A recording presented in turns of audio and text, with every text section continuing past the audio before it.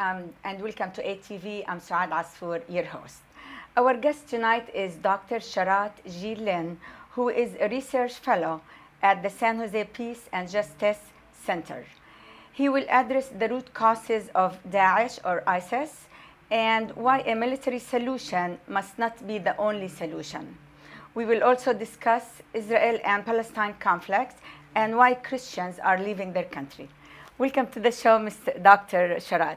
Well, thank you for having me. Dr. Sharat, since September 11, 2001, Americans are been thinking that Al-Qaeda has been the biggest terror globally. Now they've been taken back by ISIS, or what we call in Arabic Daesh. And the things that's happening recently, it's confusing a lot of people. So can you give us an update on the creation of Daesh and the root of this group and how they became created? Mm-hmm. Well, one of the things that happened in 9/11 that has sort of been pushed to the background, of course, is the fact that of the 19 or 20 the hijackers of the aircraft, 15 of them actually came from Saudi Arabia. And that fact has sort of been pushed under the carpet. And the reality is that Saudi Arabia is itself a very strict, very authoritarian kingdom, which has the conditions that sort of raise people to think in these terms of this sort of absolutism of these executions. Saudi Arabia conducts more executions per month than Daesh ever did, and so basically what's happening is that because of the authoritarianism, there's no scope for any kind of opposition, political opposition in Saudi Arabia. And so people who are disaffected, whether it is economically or politically because of the lack of democracy, are forced to look elsewhere, and they can't resist in Saudi Arabia because of the police state. So they go elsewhere, and they're also confronted with the United States' actions in the Middle East, which have alienated many people. First, it's unconditional support for Israel against the Palestinians, and then of course it's imposition of war against Afghanistan, which was only partly responsible for 9/11, and against Iraq, which had nothing to do with 9/11. Creates a lot of resentment, and so Definitely. People feel that they need to fight against this sort of situation, and the U.S.'s two main allies in this being Israel and Saudi Arabia, and so this is sort of the background to the formation of ISIS. So are you saying they are the same people from Al-Qaeda or Taliban? Well, they are from the same. They're similar roots, and under a new name. Under a new name, and also feeling that some of the people in ISIS, for example, are saying that well, Al Qaeda has not been effective enough. They've after 9/11 they haven't really done much, and so they are looking for some kind of something that they can join that they think will have more effect. So when ISIS took over Mosul in Iraq, many people from countries that are actually quite moderate. I mean, relatively democratic, like Tunisia, you even had people going and joining ISIS. So it is the new threat. It is. How they came up with the name ISIS? Well, it is of course the ISIS or Daesh meaning are coming from الدولة الإسلامية في العراق والشام. So it is this is the Islamic State.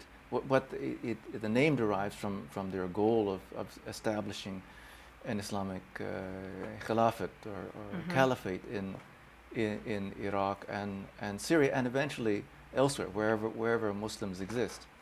And this, for that matter, explains why ISIS has not embraced even the Palestinian cause, because the Palestinians want their own state, and they see themselves as a people, and ISIS wants to control the entire region as an Islamic caliphate. So how much territory right now they're controlling? Well, they're controlling essentially it's a little bit hard to determine who controls what, but essentially the Mosul, and then of course their capital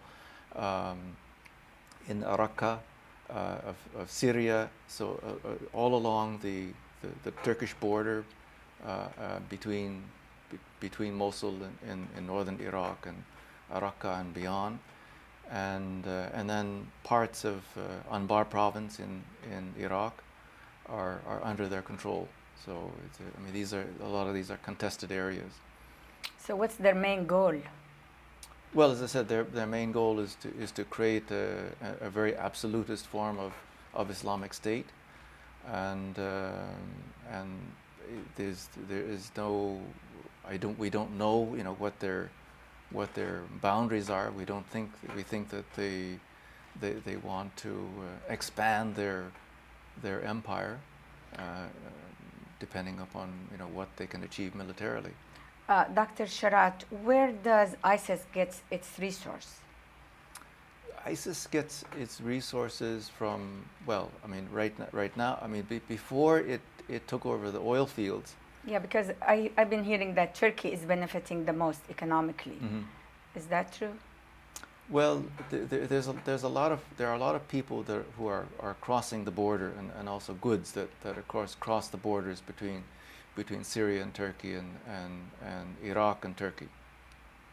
So in terms of the smuggling of oil, that goes across the Turkish border, so they sell it in the black market, and they sell it for cheap, and this other country they take it and sell it for outside for more money. Right.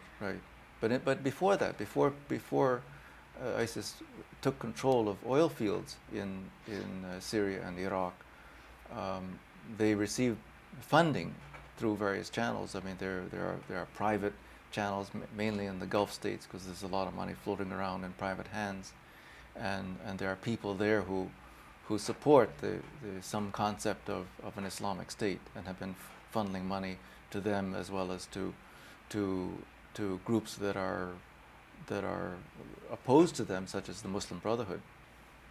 So why are these people fighting with ISIS? Are they fighting for religion purposes or for money? Since you're saying it's a rich group. Well, I'm not saying that it is a rich group, but it has received this funding. There's been a flow of arms, of course, into Syria that is a consequence largely of the collapse in Libya. We had all these arms in Libya that were freed in the Libyan civil war, that are now flowing throughout the Middle East. And so with this combination of money and arms, and this jihadi ideology are sort of the resources that ISIS is drawing upon, and others are fighting it. Some people are fighting for their lives. The Yazidis, the Assyrian Christians of northern Iraq are all threatened by an Islamic State that wants to banish them from their state. So what is USA doing right now, and who's fighting against Daesh? Which countries are fighting Daesh? Well, some of the European countries are fighting, are providing some kind of arms to opposition groups. Turkey. You see, there's sort of an uneasy situation here, for example, in Turkey, because the main fighters who are coming from Turkey, who are fighting ISIS, are Kurds, and Turkey has had an uneasy relationship with the Kurds, because Turkey has feared that the Kurds in Turkey might try to at one time go for independence, and and so it has actually suppressed. Turkey has actively suppressed Turkish culture, much as it has Armenian expression in Turkey. And but nevertheless, it's right now it's sort of an uneasy relationship in that Turkey is allowing Kurdish fighters to cross the border and fight ISIS because ISIS is a common threat. What about here at home? Is ISIS a threat to United States? Well, as we've seen in France, the Charlie Hebdo terrorist attack is an indication that jihadi fighters who are with ISIS could return to their home countries, whether it is Europe, the US, or elsewhere, and plan attacks in those countries. So there is a threat there, and that's why everyone is taking it quite seriously. Okay, so ISIS is on the run, and in 2014 we've seen many terrorist attacks in December in Australia, and not to mention the catastrophe that the Jordanian pilot Muad al-Kasasbe been burned. And so all these scenarios, is it more likely to be copycat in the following years, or in the in our time in 2015? Well, it's likely that there are going to be more of these. I mean, those are the indications, and there's something. It's estimated that there's something like maybe as many as 20,000 jihadis that have come from other countries that have gone into Syria, and several thousand of these have come from Western countries, Europe, and mainly Europe and the U.S. and Canada. So there is that risk, and so one of the things I do want to point out though is that the immediate answer to this from the West has been a military solution. President Obama has asked Congress for a new military authorization to use military force. Right now, he's been working under the old military authorization under the Bush administration for war in Iraq, and he wants specific authority to wage a war against ISIS. And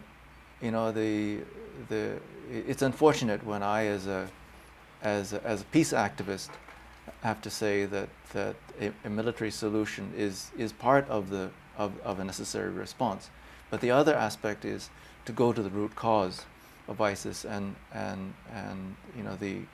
the places where that spawn people who support ISIS, such as Saudi Arabia, these kinds of countries need to be radically transformed to prevent this from happening again. So the countries that support this ideology have to change. So was the Congress tying the president's hands in regards in getting involved with fighting against ISIS? Well, I don't know whether it's the Congress per se, but certainly even the president himself has, President Obama himself does not want boots on the ground. He's, quite aware that the American people are tired of war, and American people don't want to put U.S. troops on the ground. There are some in Congress who think otherwise, but so I think that is the discussion right now. Is that in seeking a new authorization for military action, what are the limits of that authority? So what is likely to change the coming year in the way this organization operates? Well, it is now. Is it going to get worse? Is it going to get less? We don't know, of course. It's hard to predict the future, but it has, just suffered a setback with the Kurds having retaken control of Kobani, and so we think that ISIS is on the run, and as it suffers more defeats, the flow of jihadi sympathizers from other countries will slow down to a trickle, and hopefully this threat will be contained. Okay. Well, let's move now. Let's go to different conflict. Let's move to the Israel-Palestine conflict.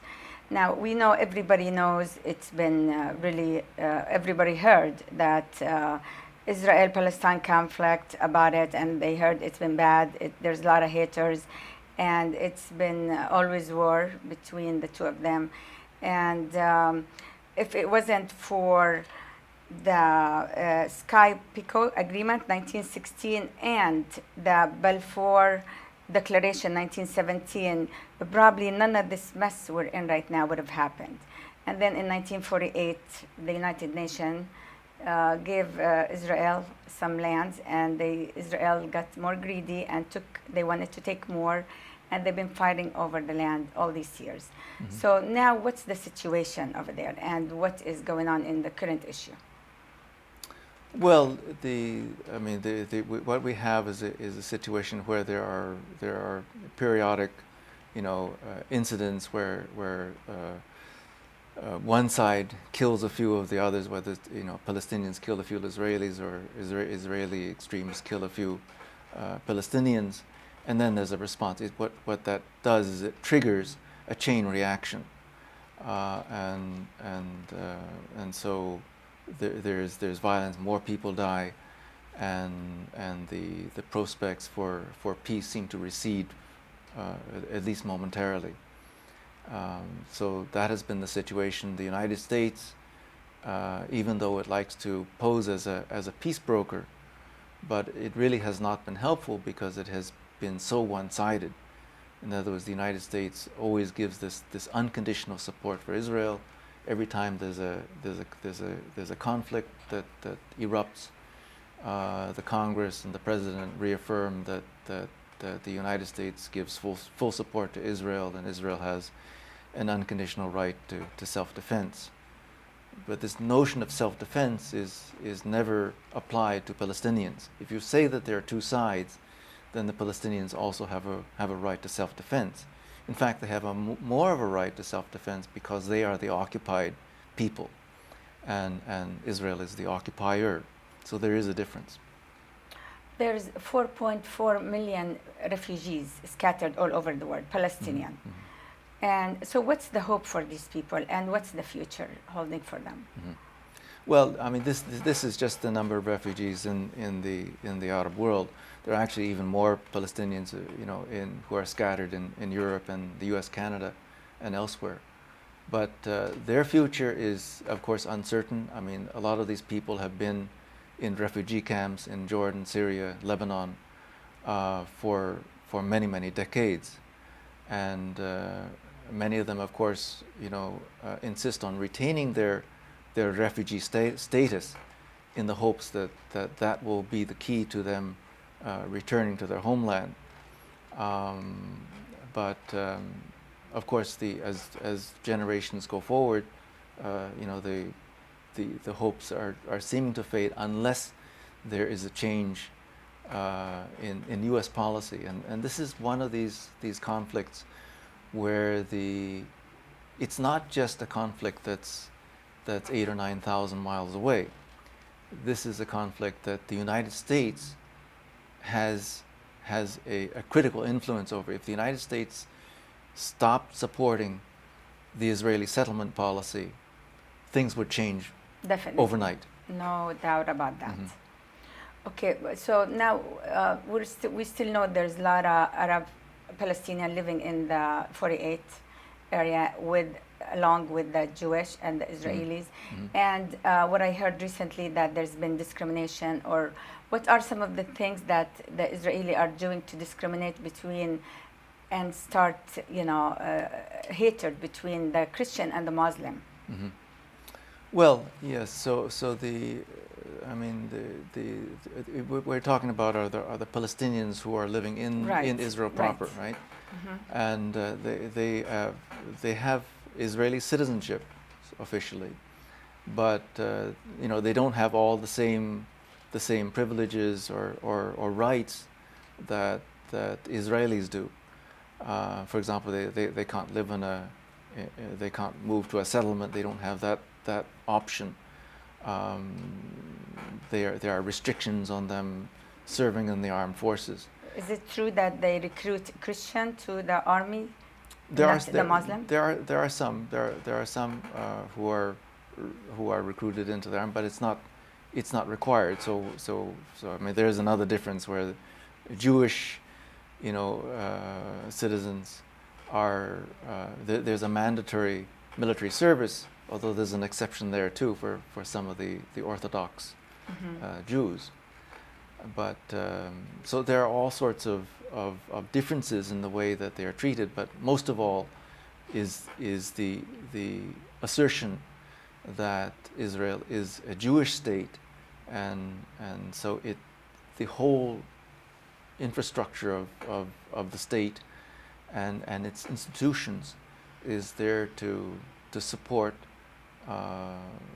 Jewish residents, and not only Jewish residents, but even people who are not from Israel, who had nothing to do with Israel. Jews in the United States have what they call a birthright to go back to Israel, and Palestinians who can directly trace their ancestry to Palestine do not have that right. They can be turned away from going back to their hometowns. Basically, the Palestinians are dealing with double burden, being minority in Palestine and outside Palestine, and in a lot of Middle East countries, they discriminate with them.